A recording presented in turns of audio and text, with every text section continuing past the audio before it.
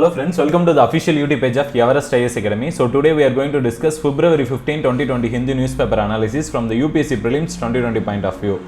So before going to the video friends, we wanted to say that as we have discussed earlier, we are going to start this Super 30 batch.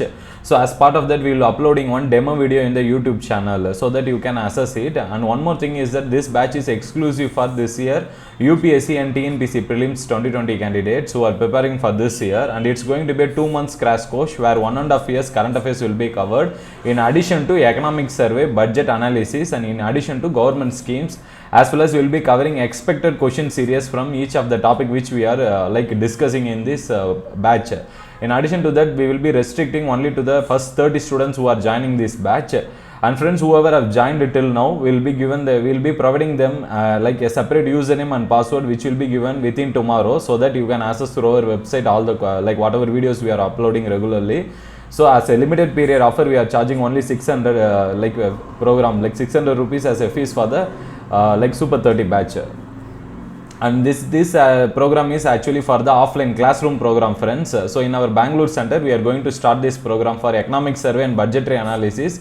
The fees is 1399 and the course duration is 10 days. So in this session, we will be covering from the examination perspective, like every year you will be getting a minimum 5 questions from this economic survey and budget only friends. So we will be discussing an exclusive session regarding that.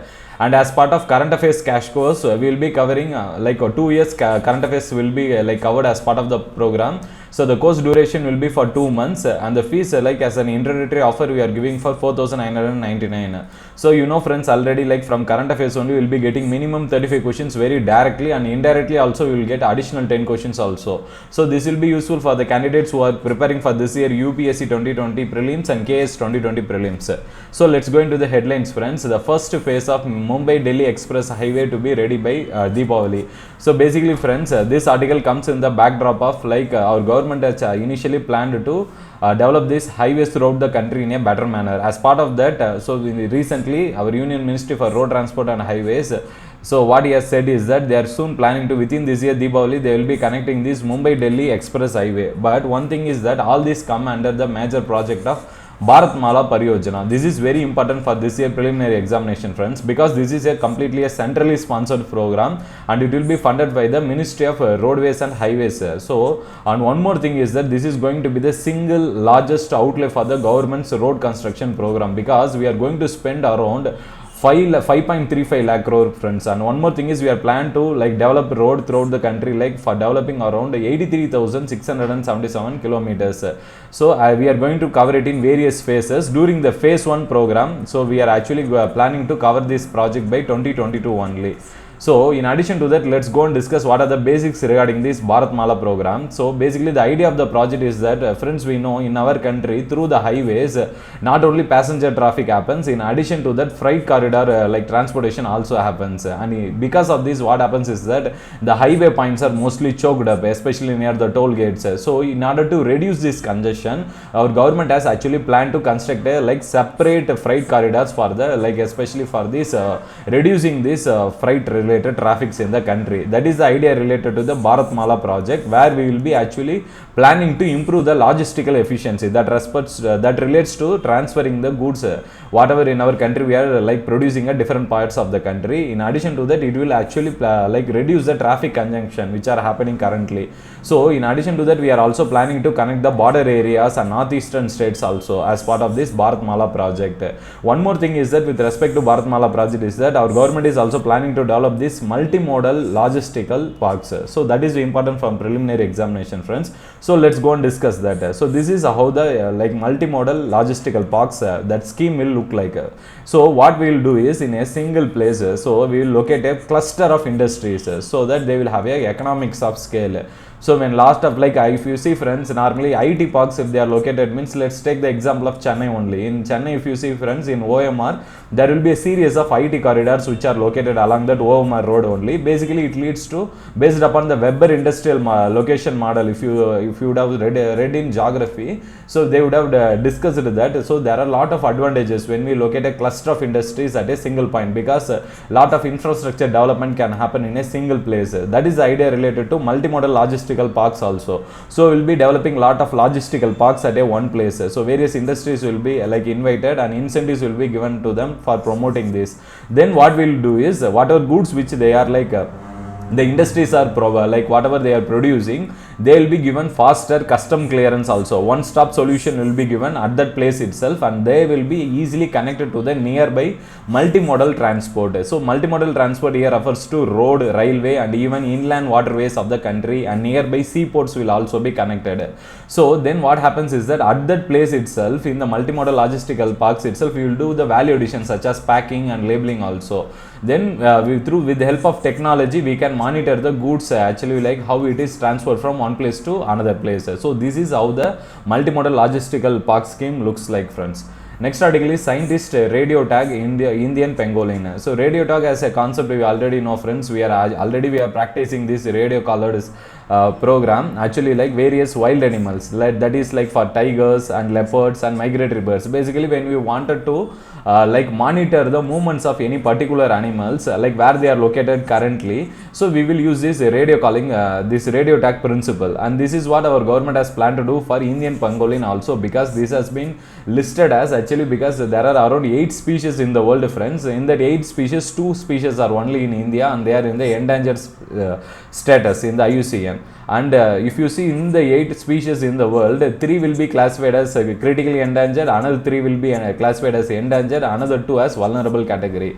So let's go and discuss why this pangolin it has went into this status. Means basically, friends, this pangolin comes under the category of mammal only, but this comes under the category of nocturnal animal. One more thing is it has a specific characteristics of being reclusive or solitary. That refers to this animal will always be isolated. It actually like have the habit of avoiding being in group, and this actually feeds on ants and termites only. So that's why it is also called as anteater. And it has here actually like in the skin, if you see, this keratin like pigments will be present, the scaly pigments. So this is a unique feature of any mammals in the world. So currently this is the animal which are facing most amount of like around most trafficking are happening with respect to the species, and we have faced a decline in their population from 50 to 80%. That's why it has come under the category of critically endangered and endangered status. Currently in India, 2 species are only found out of the 8 species, that is Indian pangolin and Chinese pangolin, and both these are listed under the Schedule 1 of the Wildlife Protection Act. That means they are now protected under the Wildlife Protection Act only, and whoever is involved in like poaching or other related activities, they will face the crime. And one more thing is, friends, as we have discussed, not only they are threatened by poaching activities like hunting, one more thing is they are also facing like deforestation related threats. Why? Because these pangolins have the habit of actually like they have the habit of burrowing, and one more thing is they live in hollow only, near the trees or in burrowings. So because of it, whenever the trees are destroyed, they will actually suffer the habitat destruction. That is the one problem. In addition to that, the major reason why the population is reduced on the international scale means mainly because of the Chinese people only, because they consider that this pangolin has the habit of like it can be used for traditional medicine related activities. That's why they actually go and hunt this animal on a larger scale. As we have discussed, friends, among the 8 species, 3 are listed as critically endangered, another 3 as endangered, another 2 as vulnerable in the IUCN status. In the editorial article, they are again talking about the choice and candidacy. This is like this article comes in the backdrop of yesterday's article only with respect to the recent Supreme Court judgment. Initially, friends, Supreme Court in 2018 only has given a judgment asking political parties to disclose their criminal antecedents.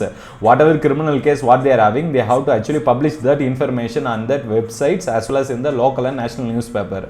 But most of the political parties, they didn't follow that in the recent parliamentary elections which was held in 2019 and the recent Delhi elections also. So as part of that, a petition was filed and Supreme Court has delivered a judgment saying that hereafter these political candidates who are having criminal like antecedents, they have to report that information not only in their local and national newspapers but also upon the social media platforms what they are having. So they have to publish all these informations and they have to disclose the case numbers also along with that. And in addition to that, Supreme Court has given additional some rulings also. Let's discuss those rulings also. Friends, now what the Supreme Court has told is that whenever a political party is actually giving a seats to any particular candidates who is having a criminal track record, means they have to give a clear reasons. They should not blindly say because we are choosing this candidate and the reason he is having a high chance of winning. That should should not be the criteria. The Supreme Court has clarified that to the political parties now through this judgment. Hereafter, the political parties has to explain very clearly why they are actually going and choosing a candidate who is having a criminal cases rather than choosing a candidate who is having a meritorious background. So the explanation has to be very genuine. So the Supreme Court will look into that explanation also hereafter. So if you see friends, Supreme Court only like has taken it has delivered various judgments with respect to like purifying the electoral systems. So these electoral reforms has happened in the country mainly with respect to Supreme Court judgment itself. That's what this article they are discussing. So if you see friends how it has actually evolved means in a series of judgments. Initially Supreme Court has actually given a judgment asking the political party candidates who are standing in the election, they have to disclose their assets, how much they are having, in addition to the criminal records. This they have to publish it initially.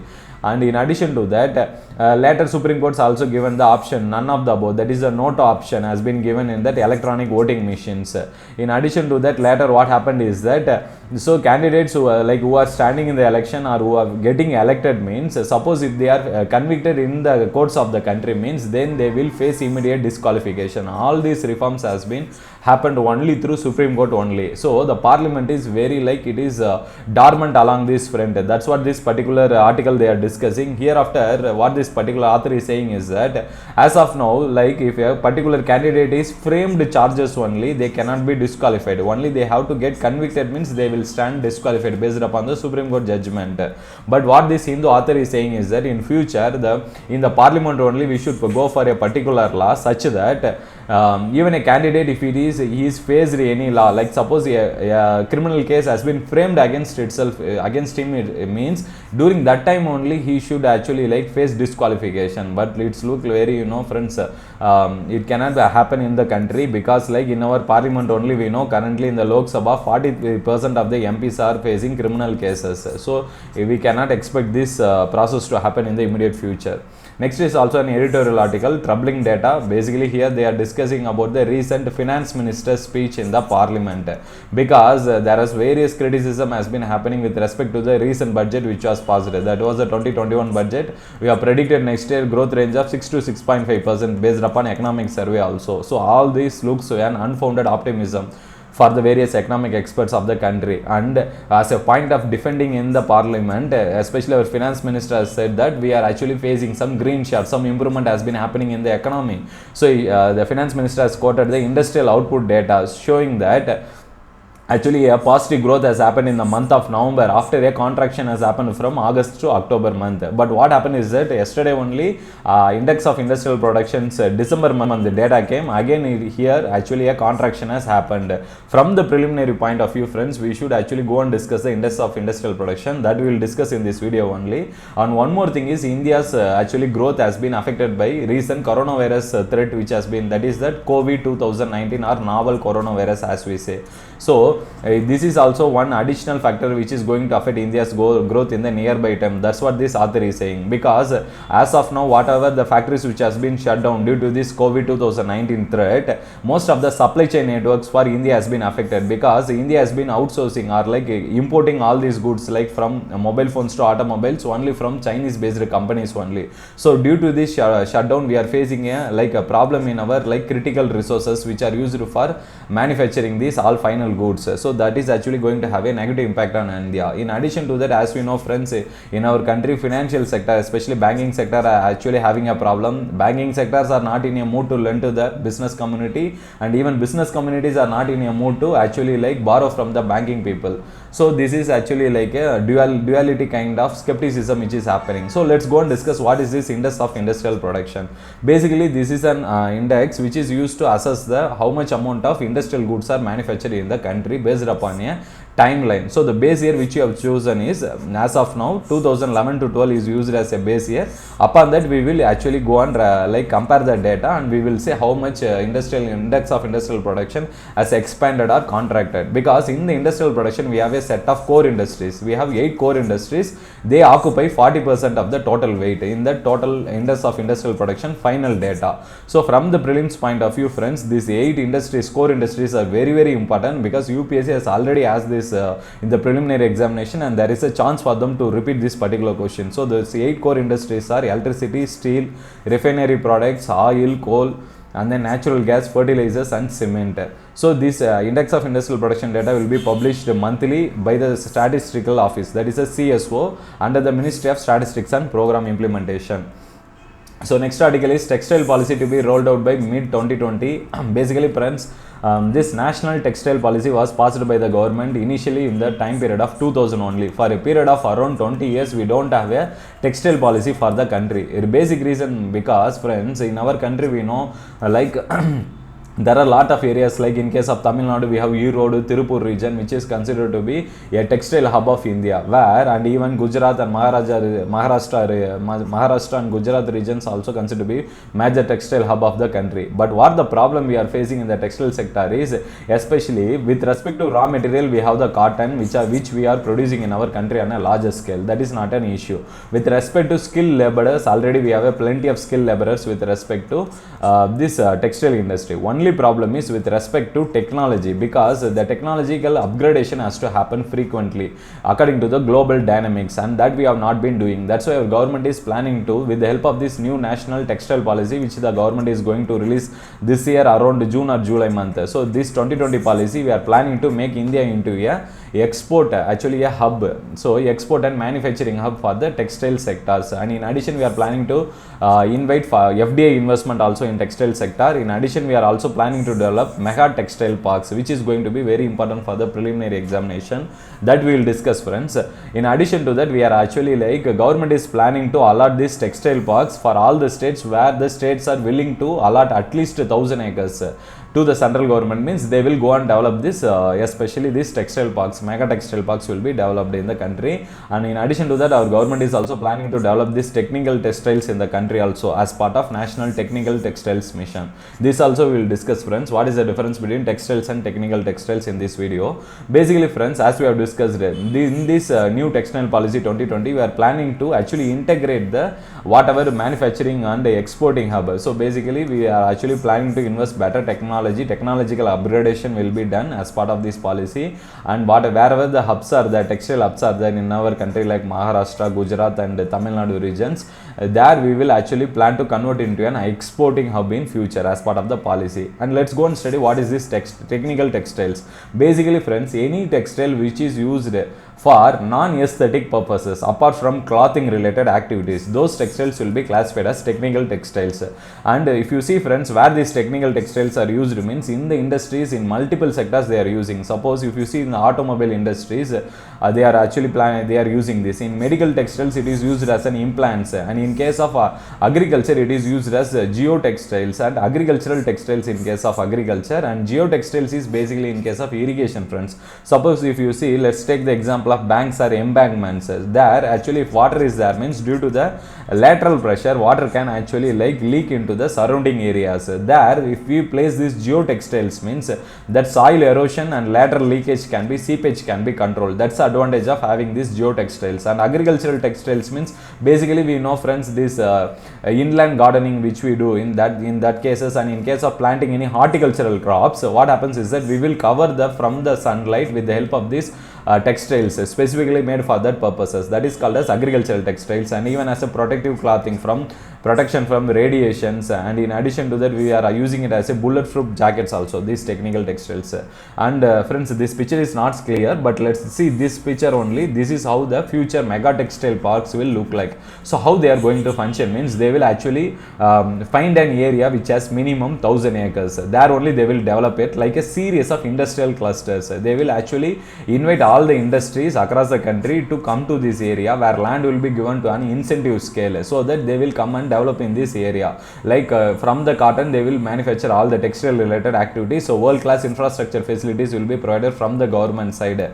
In addition to that, government will also provide actually like the raw materials, like skilled laborers will be located nearby the areas only, and government from its side it will do skill development activities, and women employees will get a boost as part of that scheme, mega textile scheme. scheme, and whatever goods which has been manufactured regarding the marketing, they will be connected to the nearby seaports, inland waterways, and road and railway connectivity will also be done. This is the idea of mega textile park scheme, friends. Next article is Supreme Court refuses to extend BS4 deadline. Basically, friends, BS4 refers to Bharat Standard 4. Basically, Bharat Standard 4 regulations are with respect to, actually, like, we wanted to control the emission standards in the country with respect to the release of nitrogen dioxide, sulfur dioxide, particulate matters, and other gases also. So because due to various amount of air pollution in the country, we are facing lot of health hazards. That's why we are going for this emission related standard scheme. If you see, friends, Bharat Standard norms as a norms, initially it was introduced in 2000 only. We copied it from Euro standards only, because European Union only at that time they have these standards, so we copied from that time. BS1 was introduced in 2000, and BS2 standards in 2001, and BS3 standards we have introduced in 2010, and then BS4 standards we have introduced in 2017. But what happened? In 2016 only, like, our Supreme Court has delivered a judgment asking the government to skip the BS5 standard and move directly to BS6 standard, and this we are planning to follow from 1st April 2020. Now the problem is, when we go for this Bureau of Indian Standard 6 criteria, means there are two changes automobile sector has to make. One is with respect to the fuel refining capacity, second is with respect to the engine capacity. Both has to be upgraded. So this will actually lead to increase in cost of the fuel capacity as well as the cost of the vehicles. So that's why automobile sector has filed a recent petition in the Supreme Court asking for some 1 month relaxation, but Supreme Court has made it very clear, we cannot give you relaxation because we have delivered this judgment during the time period of 2016 only, so you can go and implement this particular judgment. So friends, let's go and see. As we have discussed, first standard was introduced in 2000 only. So BS5 we have skipped it, and we are directly moving to BS6 from 1st April 2020. So let's go and see what is this major difference. What are the gases which we are going to control? Means, as we have discussed, nitrogen oxides, that is NO2, sulfur dioxides, particulate matters, and even hydrocarbons and carbon monoxides will be controlled. So let's see what is the major difference between Bharat 4 standard and Bharat 6 standard. Means, basically it refers to the reduction, how much reduction we are going to have on sulfur dioxide, nitrogen dioxide. That is the difference, friends. So in Bharat 4 standard we had around reduction of sulfur dioxide, that is sulfur content, by 50 parts per million. Now in BS6 we are going to reduce only 10 parts per million. These are the basic differences, friends. So thank you, friends. Kindly subscribe to our channel. If you have any doubts, please post your doubts in the comment section.